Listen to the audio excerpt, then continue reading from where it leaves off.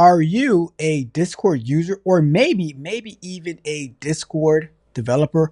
Well, if so, you got to listen to this. You have to tune in because it turns out a malicious PiPy package is targeting Discord developers. And guess what? They've been targeting you since 2022. We're going to dive into this article where this malicious PiPy package is targeting these Discord servers on today's episode of The Bug Bite.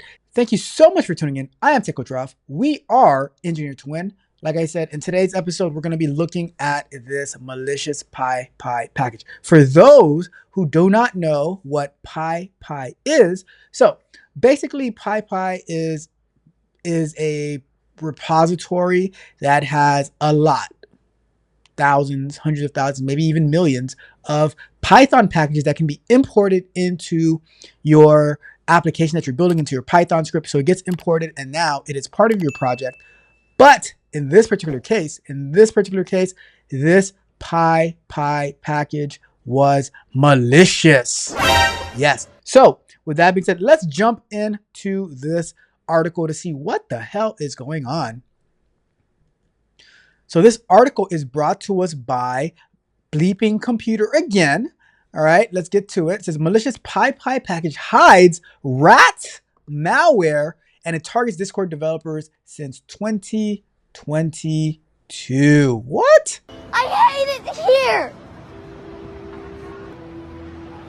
I want to go home. Yep, I hear you. And this article is written by Sergey Gatlin. So let's get to the article. A malicious Python package targeting Discord developers with remote access Trojan. So RAT stands for remote access Trojan. That sounds terrible already. Malware was spotted on the Python package index PiPy after more than 3 years. 3 years. Yes, 3 whole years. Bruh. Named Discord PyDebug, the package was masquerading as an error logger utility for developers working on Discord bots and was downloaded over 11,000 times. Yes, 11,000 times. Since it was uploaded on March 21st, 2022, even though it has no description or documentation. Congratulations, you played yourself. And I'll tell you, like, honestly, I can see how it can happen because not everybody will put a description. And you're like, okay, like you read the name, like, okay, this makes sense. And then you go and you download it, you add it to your project, and then it might actually do what it's supposed to do. But without having more details, without investigating, we do need to do a better job as developers investigating what we're actually adding to our package. We need to do a better auditing system because we can easily fall victim to these things. All right. Cybersecurity company Socket, which first spotted it, says the malware could be used to backdoor Discord's developer systems and provide attackers with data theft and remote code execution capabilities. Oof, that is tough. And I'll tell you, like, a couple of years ago, I was thinking about getting into figuring out how to create a Discord bot. And I never actually got to it. But here's another question, though. What if you run a Discord server and you have bots on your server to help facilitate things, and that bot is actually using this plugin or whatever you want to call it, the Discord PyDebug package, and now, even though you didn't do it yourself, so hopefully we find this out later on in this article, but could they use that to get into your Discord server, although it's not you who actually built it, all right? Let's keep going. The package targeted developers who build or maintain Discord servers or Discord bots, typically indie developers, automation engineers, or small teams who might install such tools without extensive scrutiny.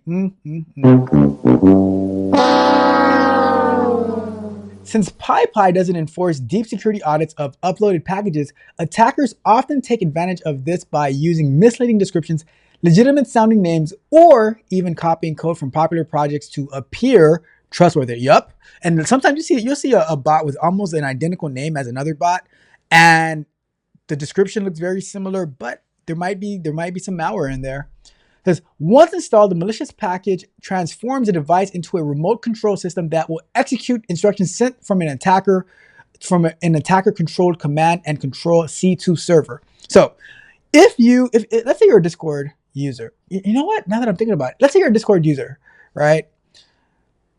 Have you ever seen these random spam messages that just hit every single channel in the Discord server that you're a part of? I've seen it plenty of times where this random user just comes in and they spam the hell out of the server, and they do it on every single channel in the server.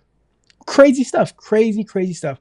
Even when it's a server that's by invite only, and somehow they get in there and they just spam it, and now you have to go do a bunch of cleanup on aisle 7 to get rid of it. All right. It says, the attacker could use the malware to gain unauthorized access to credentials and more, for example, tokens, keys, and config files, steal data, and monitor system activity without being detected, remotely execute code for deploying further malware payloads, and obtain information that can help them move laterally within the network. Bruh. That's harsh. That is harsh, all right? Let's see what else we have. While the malware lacks persistence or privilege escalation mechanisms, it uses outbound HTTP polling instead of inbound connections, making it possible to bypass firewalls and security software, especially in loosely controlled development environments. Once installed, the package silently connects to an attacker-controlled command and control C2 server. Backstab protection. Oh, that sounds harsh. Backstab protection James X123.rep. Sending a post request to a name value to add the infected host to the attacker's infrastructure. The malware also includes functions to read from and write to files on the host machine using JSON operations when triggered by specific keywords from the C2 server, giving the threat actors visibility into sensitive data. Bruh. To mitigate the risk of installing backdoored malware from online code repositories, software developers should ensure that the package they download and install come from the official author before installation, especially for popular ones to avoid typo squatting. I never heard of typo squatting, but I can only guess what that is. Additionally, when using open source libraries, they should review the code for suspicious or obfuscated functions and consider using security tools to detect and block malicious packages. So that's definitely something I have to, because I use a lot of Python and I'm always looking for a package that can allow me to do something more efficiently. And normally they work, but maybe I need to do, I myself also have to do a better job to audit these packages to make sure that they're on the up and up, because you don't want to introduce a package and then it cause hell and havoc in your infrastructure, in your company, in your Discord server. So anyways, that's it for today. Let's go and wrap this one up. Let me know your thoughts. Let me know your thoughts on this. Are you a Discord user? Have you ever developed a bot that runs on Discord? And do you think that you have been affected and infected by the RAT malware, where these people, they get remote access into your Discord server, and they can get a bunch of data, they can cause hell and havoc, and it's crazy. I'm telling you, the amount of evil that people are out there willing to do, it's crazy out there. So you got to be careful. You got to be careful so that you are not affected and you don't log into your bank account and it shows all zeros, sometimes even negative. All right.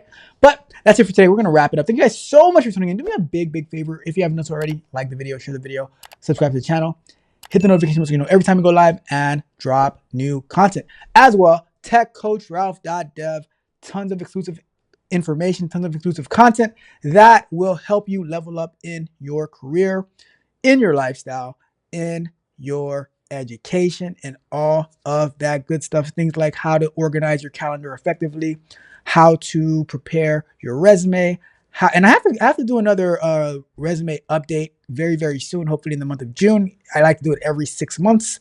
Resume update, Stuff about federal employment if you're interested in that, all that good stuff, right? So check it out, techcoachrob.dev. Do not hesitate to sign up today. Sign up for free and then upgrade later on. All of that good stuff, right? But with that being said, I'm going to get out of here. You guys have a wonderful, wonderful rest of your day and a wonderful, wonderful rest of your weekend. Tech Coach Rob, we are out.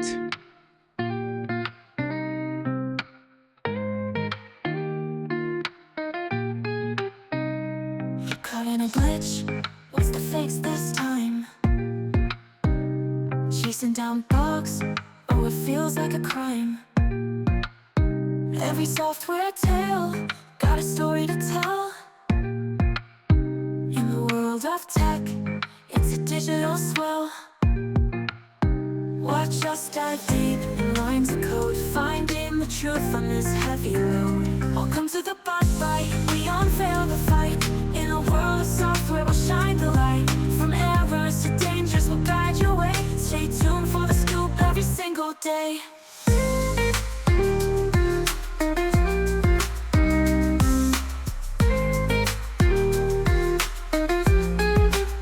Cyber shadows lurk in the data stream. Hacking our dreams, is it all just a scheme? From the latest news to the viral threat, we break it all down, you ain't seen nothing yet. With every bug found, we take a stance. Join in the rhythm, give tech a chance. Welcome to the PiPy, we unveil the fight. In a world of software, we'll shine the light. From errors to dangers, we'll guide your way. Stay tuned for the scoop every single day. Hit the subscribe, don't miss out the fun. Together we'll conquer one bug at a run.